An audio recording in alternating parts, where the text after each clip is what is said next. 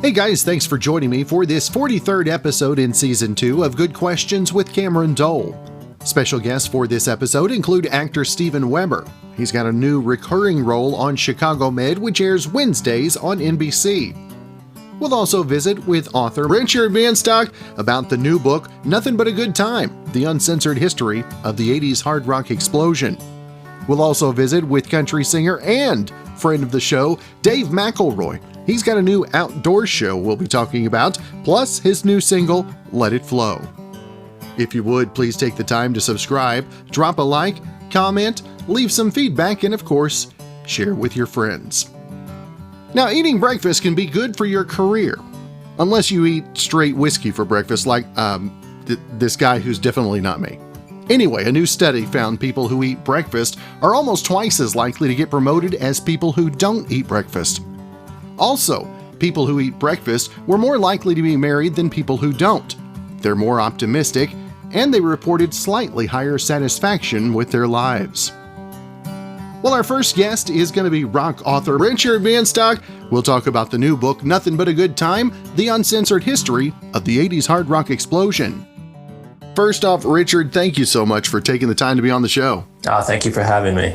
Now, Richard, the book, Nöthin But a Good Time, The Uncensored History of the 80s Hard Rock Explosion. I mean, was it hard to edit down? It seems like that could just be an expansive volume upon volume collection, right?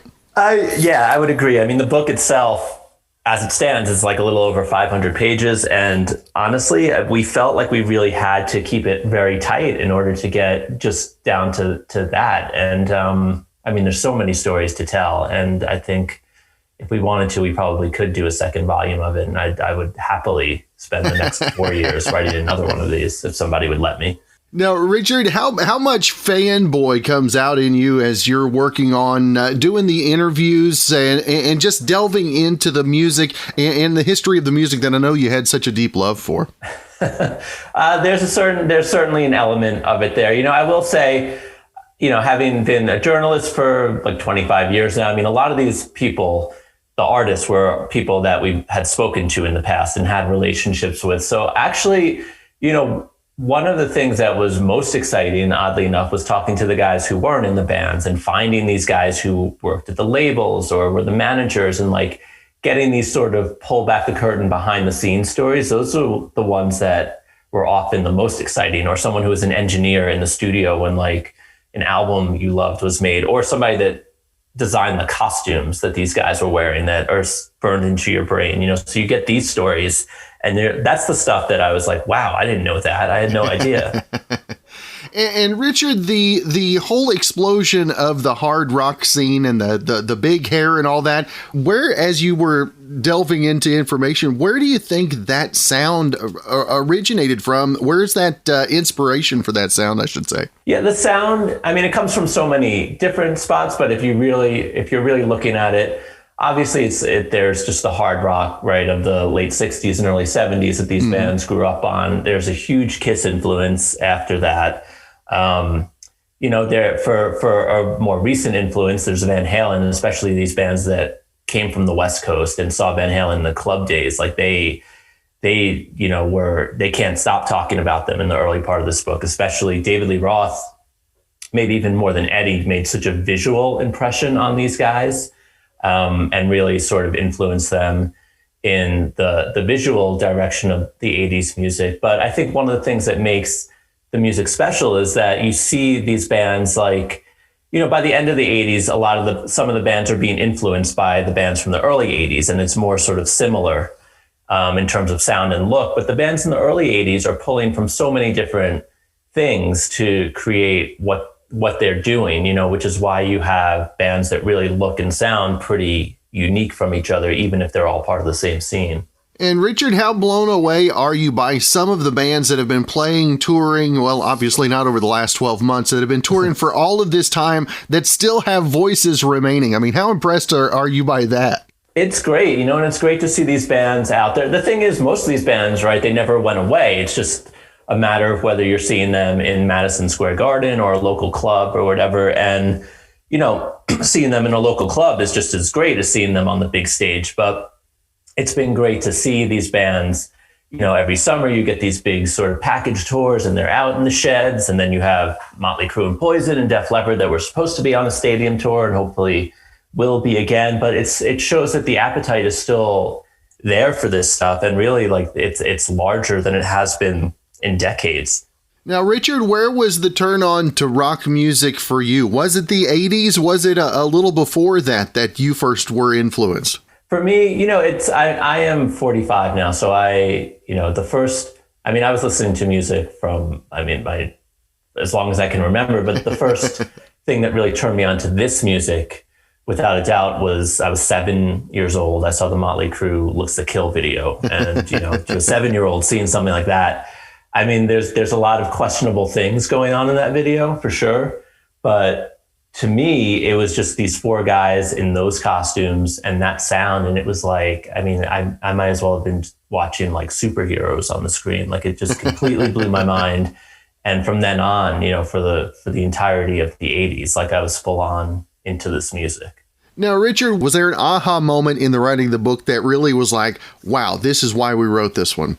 I think the moment is really sort of the whole first part of this book, which is like kind of proving what we always knew and suspected, but even to a greater degree than we thought, which was that this music is often looked at as this sort of corporate, heavily stylized, overly produced, very slick sort of creation. And that comes from what we would see on MTV, especially more in the late 80s, where that was the image a lot of these bands were presenting. But if you look at how this music started, it's as DIY and grassroots as, punk rock in the 70s, indie rock in the 80s, but it doesn't get that type of credit for being this thing where it's just this super creative movement from very young kids that didn't have major label interest, didn't have money behind them. They didn't have anything except their own creativity. And they created this thing that for a period of time took over the world musically.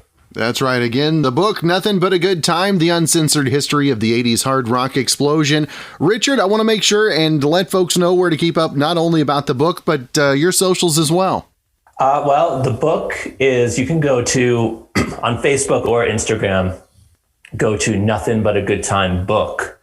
And, there's an ongoing conversation going on there. We've had some contests going on, giveaways, things like that. And, it's just constantly updated with what is going on with the book and also just with this music in general. All right. Well, Richard Bienstock, it's always great to visit with you. Looking forward to spending a bit more time with the book myself. Hope you have a great rest of your week and look forward to catching up again real soon. Yeah, thanks for having me.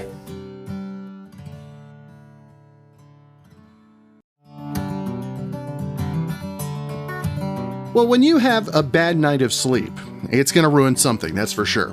But does it just ruin your morning or maybe even your day? Or is it more devastating than that? Well, according to a new survey, half of the people say that one bad night of sleep can, quote, derail their entire week. Now, the survey also found 93% of people say when they have a rough night of sleep, it affects their productivity at work, and to that we say, duh. Our next guest is actor Steven Weber, got a recurring role on Chicago Med. First off, Steven, thank you so much for taking the time. A pleasure. Good morning to you all. Now, Steven, for you to get involved, to be a part of Chicago Med coming in, how was the transition coming in to an established series, if you will?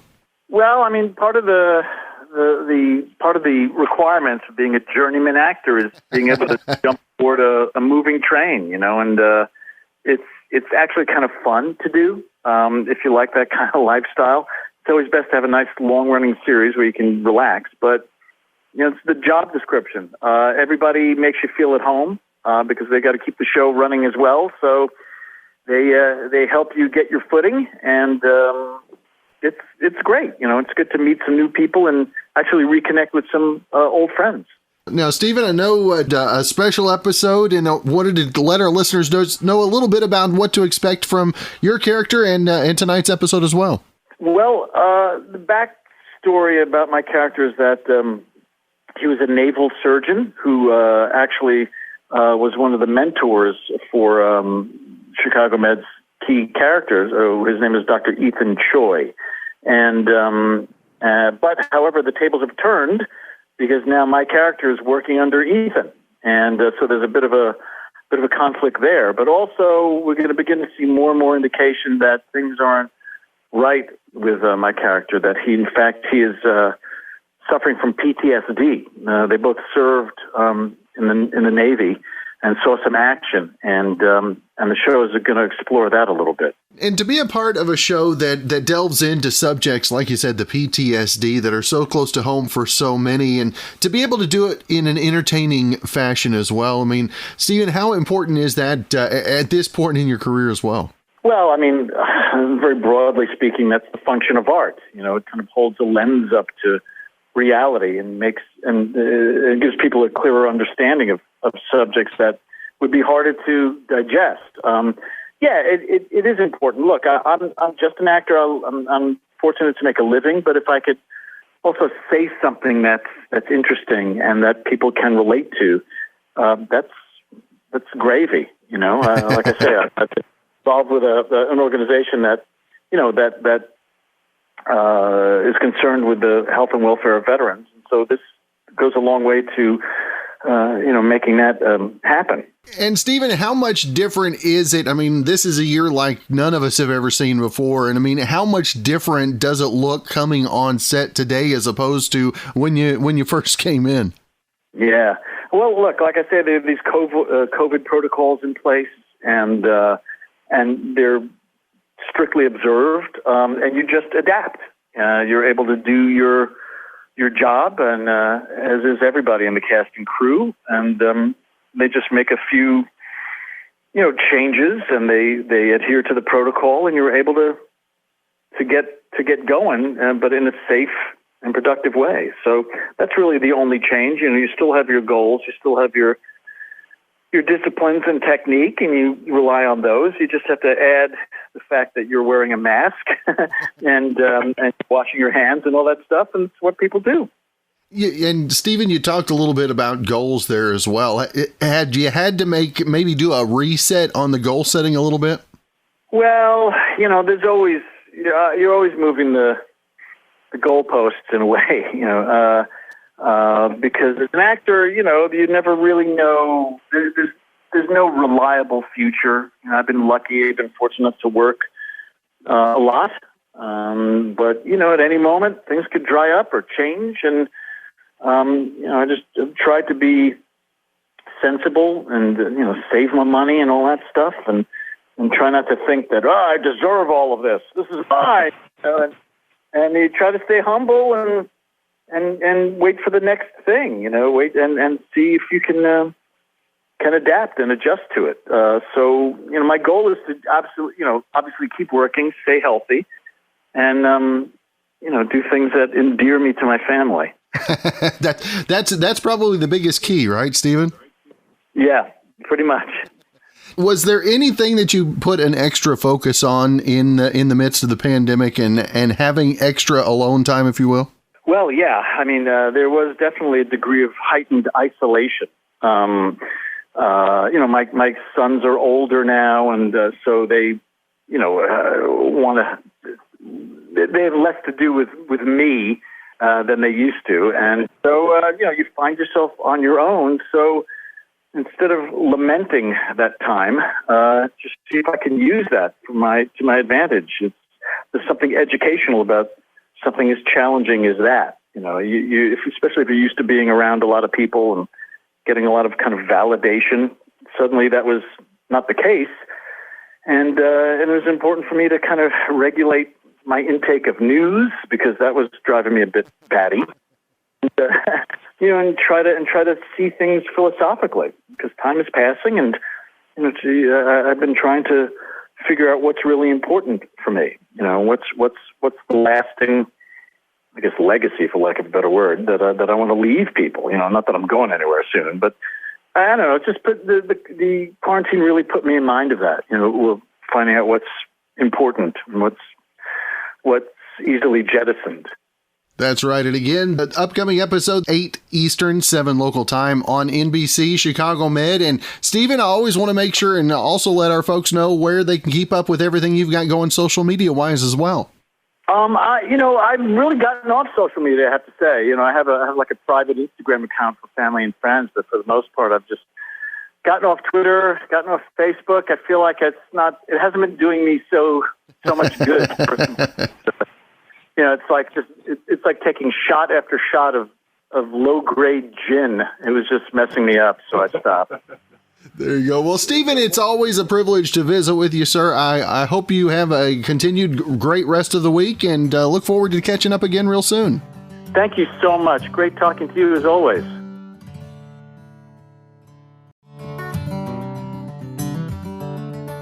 Well, Heinz has been releasing condiment mashups for the past few years, like Mayo Chup, which is mayo and ketchup, and Honey Racha, which is honey and sriracha. But they just took things way weirder with 3 new mashups. Hanch, which is hot sauce and ranch, Wasabioli, which is wasabi and garlic aioli, and Tarchip, which is tartar sauce and ketchup. Now, for now, they're only available in Canada, so you can either find a way to get them shipped here or just mix them yourself.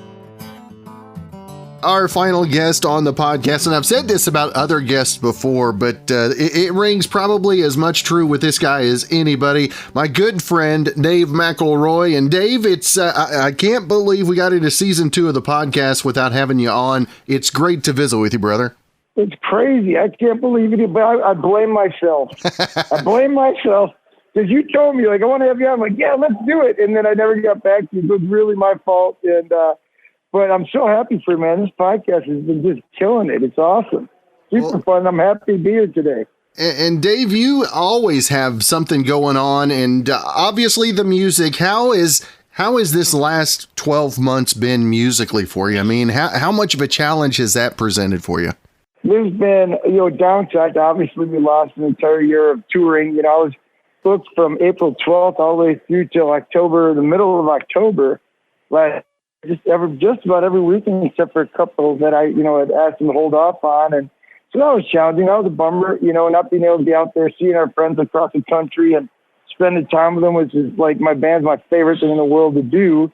So that kind of stunk. But on the plus side, there's just so many great things that happen. Like my streams on my songs have been great. The new single's doing super well. It's climbing the chart fast. And we're actually only halfway through our push on the new single. And as many streams or as many spins on radio as Trucker Hat did when it was at the top, and Trucker Hat went top 30. Excuse me. So, yeah, so it's pretty exciting. It's a very exciting time. And so a lot of fun happening there. And, in the beginning, everybody was doing Facebook Live takeovers, and so I took over, stations, and that was fun. But it just, I wanted to stay out there with my friends around the country. By the way, we don't call our fans, we call them friends, because we haven't met anybody that's not super cool. You know what I mean? Like we have met and you know how I am. I love meeting new people, and I love talking to, our friends around the country, and everybody's got something about them that's super cool.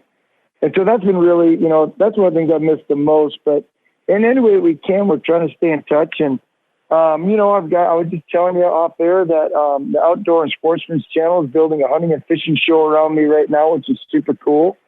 And so I'm really excited about that. And that's called Hang Time. And it's really just about hanging out with your friends or hunting partners or different people that you love to hunt with or just want to be around. And you get to enjoy the outdoors, and you get to enjoy nature, and you get to enjoy the hunting experience together. That'll start airing this June. And so, so just lots of fun stuff going on. It's super fun. Now, what's been the thing that you have spent the most time maybe focusing in on since you've had some extra time? A lot of writing. With some really cool friends of mine. Obviously, I write with Bridget Tatum quite a bit, and Bridget is just amazing. She's an amazing singer-songwriter. You're a good friend of Bridget's, and so we've been writing together quite a bit.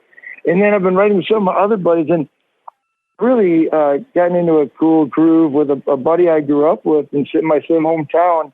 And I think there's just that connection that's helped us to write some really cool songs together. And so just really working on the creative process, in this off time, just all these things that have been in my heart and all these things that I wanted to write about, I'm just writing. So. Now, do you prescribe to the notion to write every day? Do you sit down? Do you have a prescribed time that you actually sit down for? Nope, I don't, because then it's forced. And I don't say every day I'm going to sit down right from this time to this time. The is like, if I have an idea or song start, it goes right into my phone. Melody that's in my head, the words that are in my head. Sometimes it's just thoughts. I need to write a song about this, and this is something I just felt, or this is something I just experienced, or something a friend experienced, or happy, or whatever it is. It goes into my phone. And you know me, most of my stuff is pretty positive and pretty happy. So that's the kind of guy that I just love to be happy and positive. But, so whatever it might be goes into my phone. And when it's ready to come out, I just sit down and start writing as fast as I can, And sometimes, you just end up having to, like when you have scheduled nights with your friends, you have some ideas that you're going in with. One, and we just write, we let it go where it's going to go. And sometimes, it's Cameron, it's like we're sitting there and my guitar player just starts strumming something in a hotel room. I'm like, whoa, hang on to that. You know what I mean? Like, I'm like, play that again, and I'll turn my recorder on, and whatever comes out just comes out, and then build around that. So, there's a lot of different ways to write, and there's a lot of different things that motivate you to write. But I don't believe in forcing anything. And for some people, it's not forcing. For me, it is. For some people, they say, I'm going to sit down every day at this time. I'm going to write, and but for me, and that's their process. My process is just different. That's all. There's no right or wrong way to write, Now, have you found the inspiration harder this last year, or has it maybe been a little more inspiring for writing? Oh, I think it's been inspiring as heck. I think it's been really inspiring. I tend to see things in a positive light. Like when everybody was getting so bummed out about COVID, I'm like, man, I'm looking out the door right now and I see all these families. When I go into town to my place out in the country, I see all these families out together. They're walking, they're playing together, they're hiking together, they're doing and they're smiling and they're laughing. So for me, COVID has been filled with a lot of positives. Yeah, there's negatives too, but I on the positives and just give it all to God and let God take it where it's going to go, Now, how have your goals for this year? I mean, obviously you've got the show coming up, but musically, how have goals changed for you for 2021 after last year? It's similar, except, we're just trying to book really hard right now so we can get out there and see our friends, and we just hope that they hold. We want to make sure that this show is a success because, let's be honest, people watching the Outdoor and Sportsman's channel, they're country music fans. You know what I mean? Those are people that love country music, love to be around those kind of activities. And so my goal is just to make sure that I am present to those people out there, all of our friends out there that have been supporting us and loving our music, requesting us at radio stations. We just want to be present to them until I can get back out there and see them again. So that's my main goal right now is to record some really new, great material, to write some great new material, and to get back out there in any way that I can and connect with the country. And with all of the challenges this last year presented, what's the biggest thing you learned about yourself personally, Dave? Oh, boy. You're asking me the Barbara Walters question. Cameron, you're not going to make me cry, are you? I'm hoping not to. No, I think really I learned that I would learn to rely on the Lord even more deeply than I had been. And I learned that, the Lord is always the center of everything that I do, the focus of everything that I do. And I learned that I had to respond to what he was telling me in the new light of where we were at. You know what I mean? And I learned about myself. I guess I learned to open my ears more, take my hands off the wheel, and just, let the Lord direct my path. and it didn't start that way, but it quickly became that way. You know what I mean? And so I think I really learned that I am as positive as I think I am, because I really just was seeing the positive in everything around me. You know what I mean? And I know it sounds weird, and I know it sounds like, I don't know, I'm not sure, but I just, you know how I am. I like to see the best in people, and I like to see the best in life. And that really never stopped for me, even during COVID. And Dave, I know you're also the guy that never backs down from a challenge, and I know you like a good challenge. What was maybe the most bizarre place that you played in COVID times just to get out and play? Oh man, okay. So I ended up playing at a supper club. I ended up playing at a supper club. So so this guy, a radio station, wanted me to do a Facebook Live takeover. And it just so happens that my guitar player in Minnesota, so my main guitar player is in Nashville, of course. My whole band's out in Nashville. But I've got a buddy of mine that plays for me. He's like, well, I've got this thing at this supper club, and maybe we can do it before that. I'll ask the owners. I'm like, okay. So I ended up doing basically a performance in front of a pub in Minnesota, which is kind of funny. And then the weirdest one, though, is Chad Greenway's foundation. Chad Greenway of the Minnesota Vikings is a good buddy of mine, and his Lead the Way Foundation does. They have these things called Chad's lockers in children's hospitals. So when a child's about to go through these awful, chemotherapy treatments or dialysis or the horrible things you got to do for hours and hours, they can go to a Chad's locker, and they could check out a movie or a couple of movies or video games or an iPad or whatever they want to. They can check it out. And then he also builds like swing sets and stuff. So his charity event was this year, and they did it, under social distancing and whatnot. So we were able to get it pulled off, but it was so weird because nobody could get up and dance. Nobody could move. They just all sat there in their chairs and stared at me because that was the rule.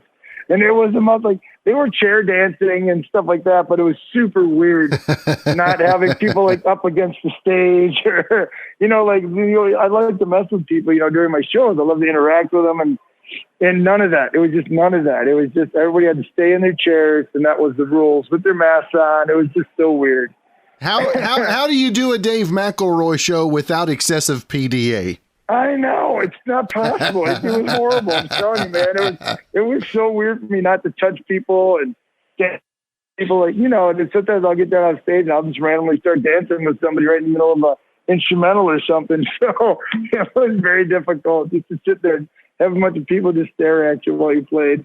And we talked about the new single and the way it's growing. And as you see that happening as 2021 gets underway, I should say, does that just inspire you, maybe light that fire a little bit more for things to open up? Oh, absolutely. And we're starting to see things opening up. Like I've got shows in June that haven't been canceled yet. So that's super cool. And yeah, the single just keeps climbing. Like it's so exciting to watch it go. And the last single did so well. We ended up top 20 last single. Now this single, we're heading in that same direction and look to pass it up possibly. And it's fun. It's super fun. And I'm just anxious. Like my boys are just chomping at the bit to get out there and be with their friends on the country, man. We can't stand it. Yeah. And how much do you miss the softball field? The softball fields, miss them a ton. Now, how do you know I played softball? I know that I knew you loved the OU Lady Sooners softball, and I knew that we had shared some texts over them several times. Oh man, that's right. I'm telling you what, OU softball is the stuff. These girls are so good, and I love watching softball. There's nothing better than like being in the hot sun, chewing up the sunflower seeds, rooting on your team. You know what I mean? It's just awesome. It's great. OU football, OU softball, I gotta love it. Like big time love it. But, yeah, I do miss it. I seriously do miss it because we usually go to the Big 12 championship. And that's funny because I'm a Gopher. I'm a Minnesota Gopher. I play ball and ran track for the Gophers. And yet I'm a huge Sooner fan as well. So I'm a big fan of both. Yeah. That's why we get along so well, Dave. I know it, buddy. I know it. For real. Now, and, you know me. I was an all-around athlete, so I love, any sporting event I love going to. That's right. Now, Dave, if folks want to find out and keep up with everything you got going social media wise, where to keep up with the music, the tour dates as those become available, the show, all of that, where's the best place to keep up, my friend? All right. Well, the beginning of next month, we're going to have all of our show dates starting to show up on our website. And that's just DaveMcElroy.com. So DAVEMC, capital ELROY.com. MC Elroy. So DaveMcElroy.com. Socials are DMAC Band. So DMACBAND. So DMAC Band. And there's no A in my last name, but for whatever reason, it ended up in my socials. And then, of course, there's my professional page, my music page on Facebook as well. And I believe that's just under my name, Dave McElroy, and just for my music page. So I don't use my other page anymore. We just direct everybody to my professional page. So, yeah, so those are the places that people can find me, which would be fun. And in June, they can start finding me on the Outdoor Sportsman's channel on my show Hang Time with Dave McElroy. Well, that is awesome stuff. And Dave, I look forward to seeing the show. I know that as much excitement as you have about it, I know it's going to be great. Look forward to seeing where this single tops off for you as well. But brother, always look forward to catching up again real soon. Man, you are one of the truly good people out there, buddy. And I love talking to you. I've just missed seeing your face. I mean, I miss getting one of those big hugs from you, when we see each other and at CRS and other things. So hopefully we can orchestrate some kind of a showdown in your neck of the woods this year and come out there and rock it out for you and your fan base you got on your radio station. And it'll be just good to see you, buddy. Good to see you and the family, actually. I haven't seen the family either in a couple of years. It has been a couple of years, and I was mentioning before we came on that I think my daughter was probably more harmed by the canceling of CMA Fest. She was so looking forward to it, but we'll have to catch up and get you nearby real soon. All right, buddy, that sounds great, and thank you so much for having me on. Seriously, I truly appreciate it. Again, thanks for joining me for this 43rd episode in Season 2 of Good Questions with Cameron Dole. If you ever have a comment, question, or anything else you'd like to know, you can find me on Instagram, Twitter, Facebook, all at GQ with Cam. If you'd like to help out in the funding for this podcast, click on over to the Shop tab at gqwithcam.com/shop. And if you have a special guest idea, you can email me, gqwithcam@gmail.com. Again, thanks to Brandon Allen for coming up with the theme music. Hope you guys have a great rest of your Tuesday. Join me tomorrow. We've got another great episode coming up